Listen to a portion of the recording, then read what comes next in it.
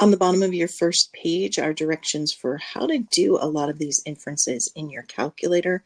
We'll go over it in class, but I wanted you to have it somewhere written down for you so you could refer to it later. To do these confidence intervals with our t-distribution, it's a lot of the same things when the conditions are met. So our conditions, randomization, the 10% rule or the rule for independence, and then the normal large sample. One of these three must be true. And I need to take something off of here. It says if normal, use z, but we just saw this is incorrect.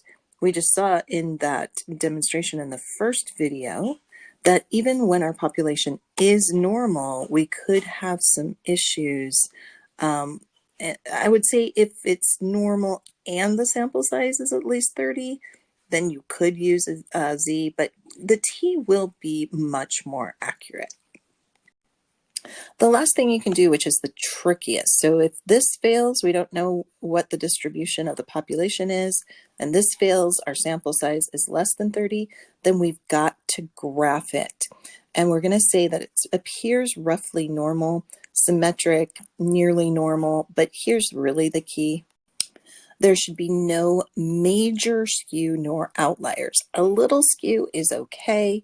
If there's any major outliers, then you just say the population does not have a normal distribution, and we cannot perceive with a confidence interval. We just can't do it.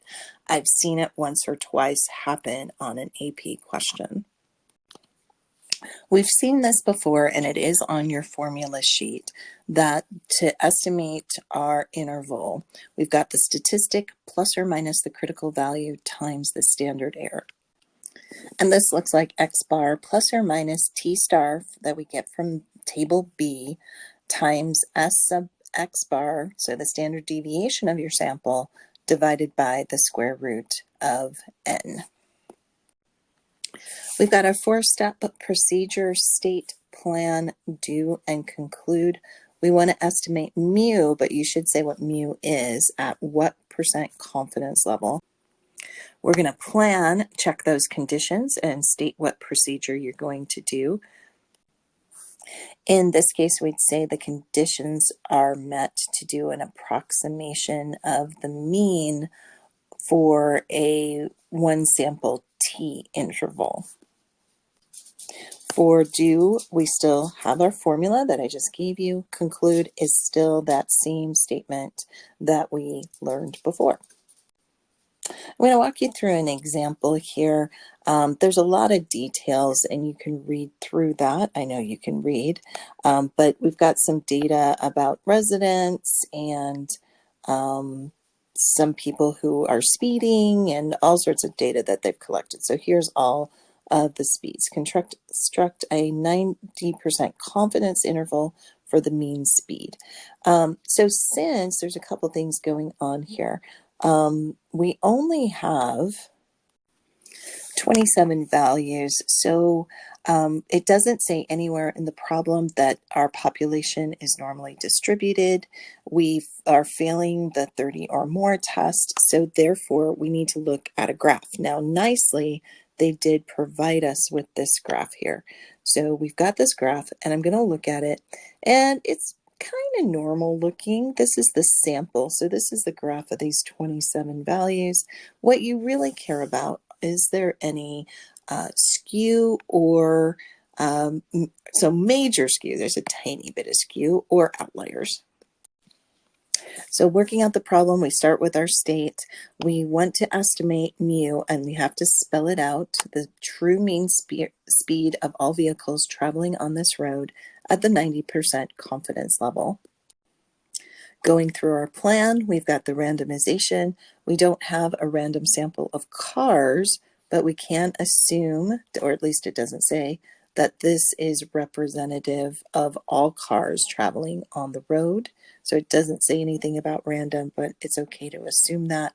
10%, we can assume 23 is less than 10% of all cars traveling on this road.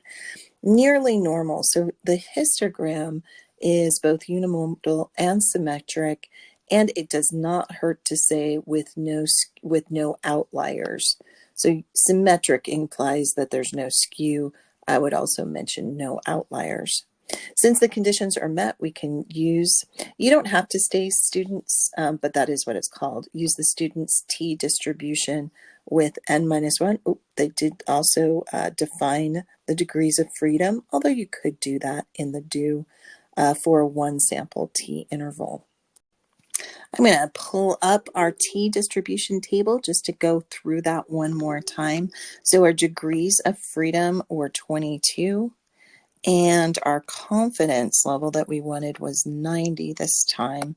So it looks like 1.717 is the critical value that we're going to use. You can see where that 1.717 showed up in our formula. Let's see, so they've written all the information that was given over here. I think I would like to see the degrees of freedom in this part, not up in the statement there.